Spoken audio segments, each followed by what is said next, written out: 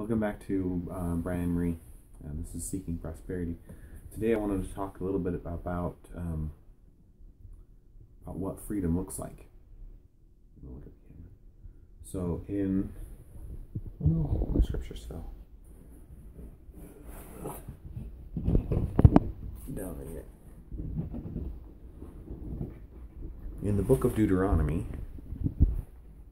there is Moses is talking about his experiences in the wilderness. He's just kind of given a quick recap of what happened over those 40 years. And in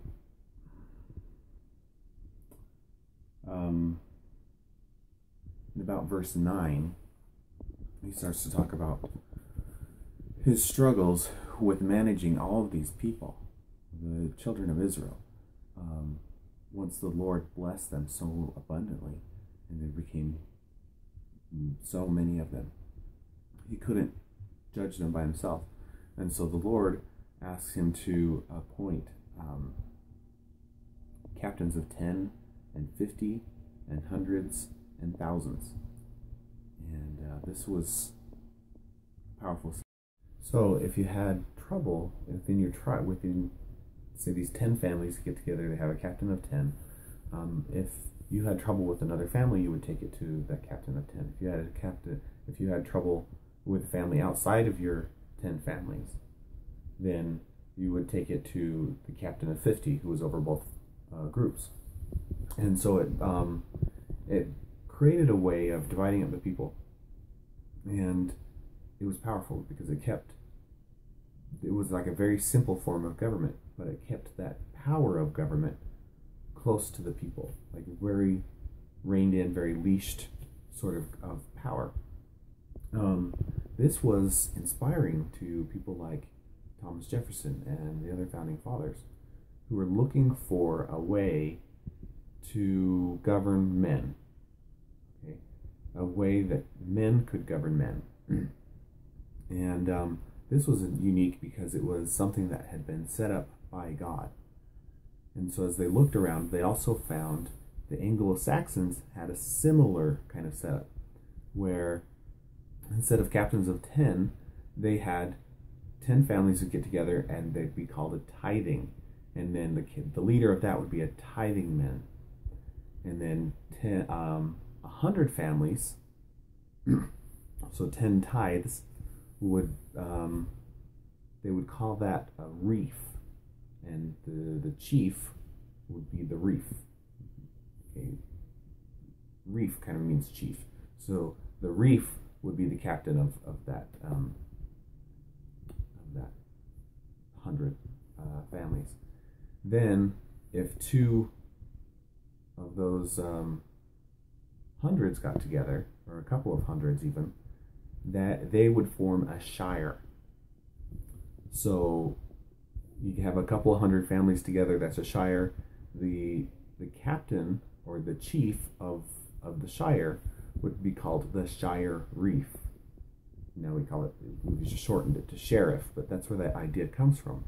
He's the leader of, say the reef would be like a small village, and you get a couple of small villages. The shire reef, he's like the county, the sheriff's the county leader, or the county, county leader is a good word for it. And so he watches over the entire shire. Okay, so this was important because of the way they set it up. Let me just look at Deuteronomy chapter 1, verse 15. Moses lists out the different people, but he starts with the thousands, and then hundreds, and then tens. He doesn't go the other way around. And I thought that was interesting when I first read it, but I think it's powerful.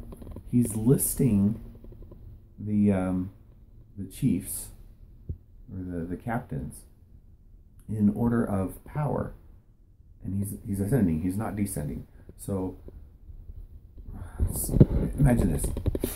When a parent takes their kids to a school, they give that school permission to teach their kids. Okay, in other words, the teacher is under the parent. So if the teacher then wants to do something unique, like say go on a field trip, they have to ask permission from the parents, because the parents are the ones that have more power over the children. And it's the same setup here. The captains of 50 would have less power over the people than the captains of 10. Similar to, say, a sheriff. A sheriff has more power over the people in his county than does a federal agent. And a federal agent who comes into the county has to act under the power of the sheriff. And if he doesn't, if he oversteps those bounds, the sheriff can and should imprison him or arrest him and move him out of that county. So you have overstepped your authority here. So, in the Declaration of Independence, we are taught that governments derive their power from the consent of the governed. And that's powerful, because every person must consent, every single person must consent to that power under which they are governed, to that governing, to their government, to the rules. Now that takes faith in people. It might take a minute for you to understand that, but every single individual has to consent. They must agree to those terms. Now, that's an important concept. Let's now talk about authority, morality. Okay, I have the ability to go and steal things from my neighbor, right? I can do that. I have arms, I have muscles. However, I do not have the authority. I don't have any moral authority to go and do that. So, with government, what we've done is, okay, well, let me back up. I do have the moral authority to protect my own property, to protect my house, my family, all of that. And I can do so with deadly force if necessary. Protecting my family. If somebody comes in and I feel that they are threatening the life and liberty of my family, I can protect them with deadly force. So a government is set up. When it is set up, I give some of that authority to them. We'll say, okay, you can protect my rights and my property. Because I have that right, I can now give some of that right to you. Just like hiring a security guard, okay, to protect you. It's the same concept, except every person has agreed to those terms. And this allows us to have security in our lives. It has people that are dedicated full-time to protecting our rights and protecting our property. So if I go on vacation and somebody breaks into my home, the police still have the authority to come in and remove that person from my home and prosecute that person for anything that he stole or broke. The other important concept here is there's authority that I don't have. If I know somebody who has a lot of money and I know somebody who doesn't have hardly any money and is barely scraping by, I can go and ask the person with money to donate their money, to help out. I do not, however, have the authority to take their money and give it to the person who needs it. I don't have that authority, therefore I cannot delegate that authority to anybody else. I can't give something that I don't. So generally, we're left with this one position.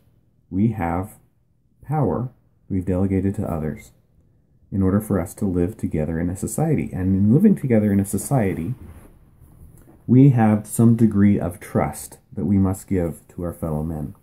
We trust and have faith in them that, for the most part, people will be good.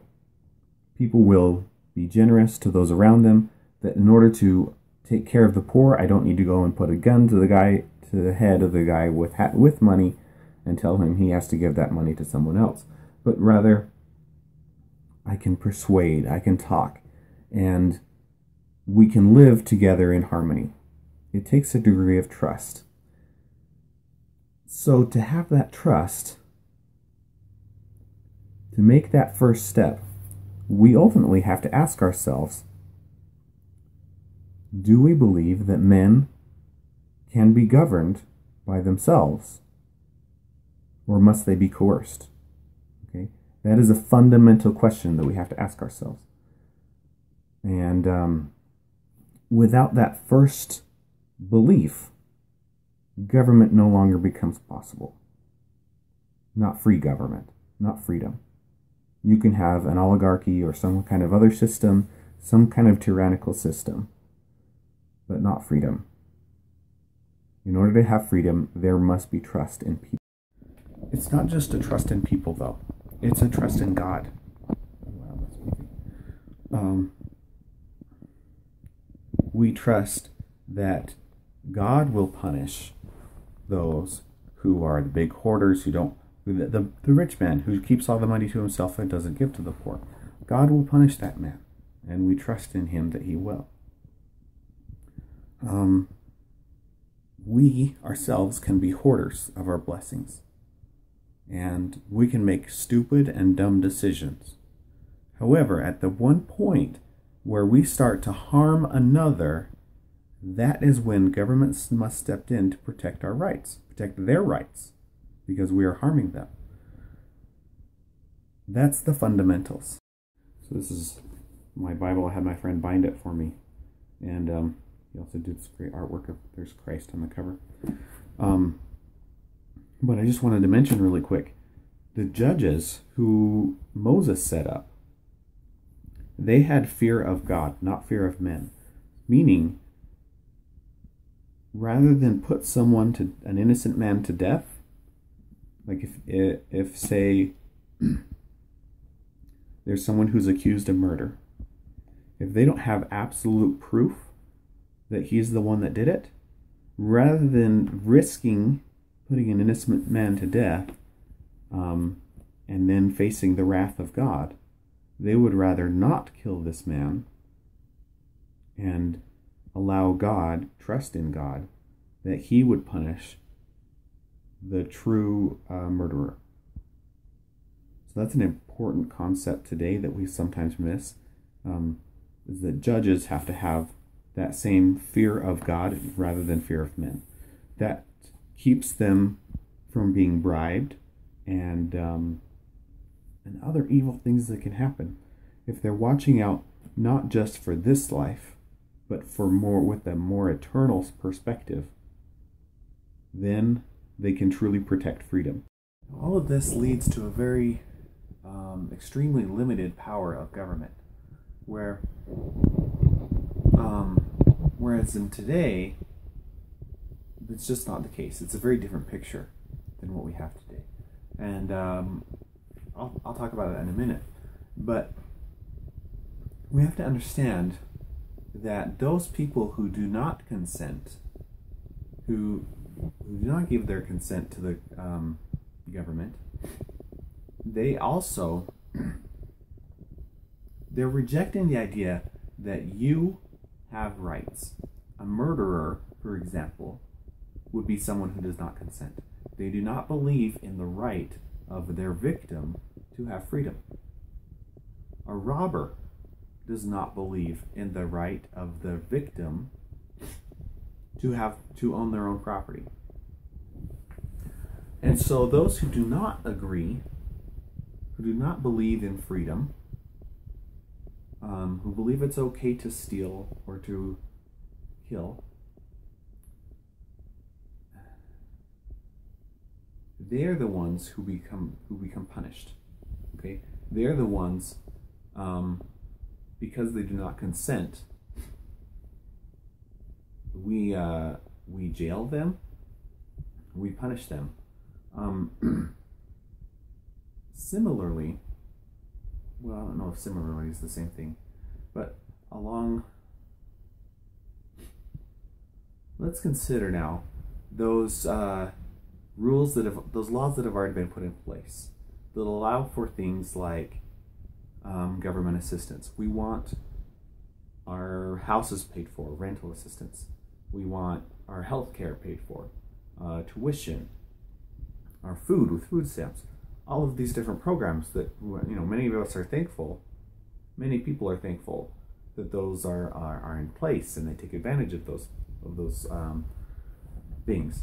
But I don't think we realize that there was certain power that we had to give up in order to have those programs, and that those politicians who enacted those somehow now became more powerful in our eyes, more powerful than us.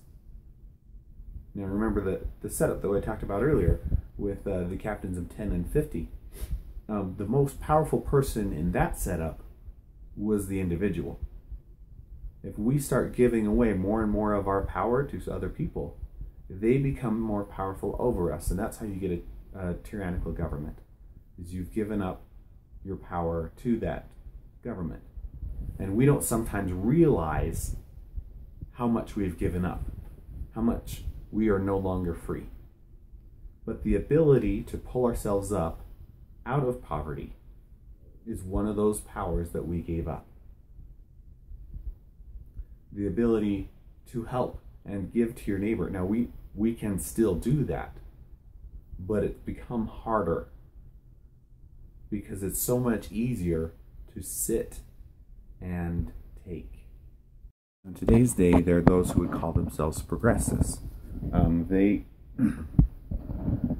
don't like people like me who keep talking about the founding fathers, because that's the 18th century. We want to move forward. We're in the 21st century now. We don't want to move back. And I agree with them. But one thing we must realize is that what was done in the founding of this nation, it was an experiment that we'd never seen before. Okay? Where we'd taken, I mean, it had never been seen in the history of the earth. It had in some places, but for hundreds of years, centuries, it had never, nothing like it. Nothing like it. We tried all kinds of other government, but nothing like this. And it's because of that power of the free government, the kind of government that the founding fathers foresaw with the Anglo-Saxons and the Israelites. At the time, God was preparing Moses and the children of Israel to see his face. Okay? He had a lot to teach them. So, this was a powerful system of helping them to learn and to grow. And when it was put in place in this country, it created a powerful leap in technology, in philosophy, in everything. We were, in essence, thrown into the future. Whereas for years and years, we'd been living in the dirt, basically. Very slow progress. All of a sudden, we were launched into this future of living a better life. Now, as we grow and progress, I think we should progress, but I think we have to remember where we came from.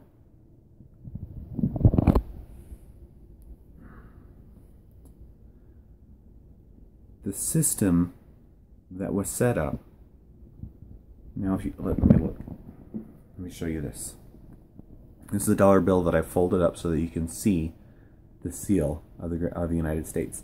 And if you look here, you see the pyramid is unfinished underneath the all-seeing eye. That was on purpose. This work was started, but it wasn't done yet.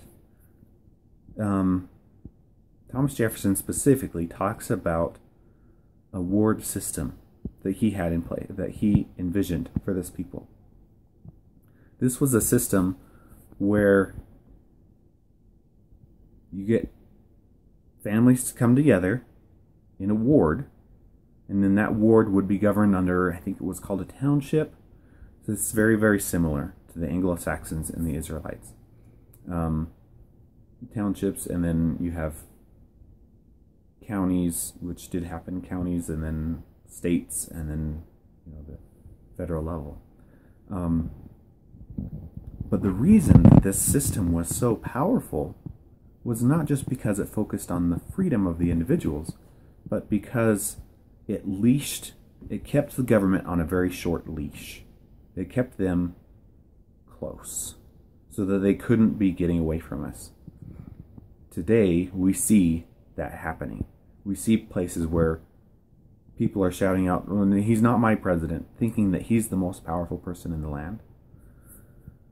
Partly because we've given him so much power, but also because the way of thinking that we have, we constantly see him as president, being the most powerful, though he's not. He's very, very limited. Now, in this ward system, the family sits at the top, so to speak. They are the most powerful and most basic unit in the society. This is unique. This is powerful. It's true, but we don't always recognize it. But any system, any organization, be it a school or a church, must respect that relationship.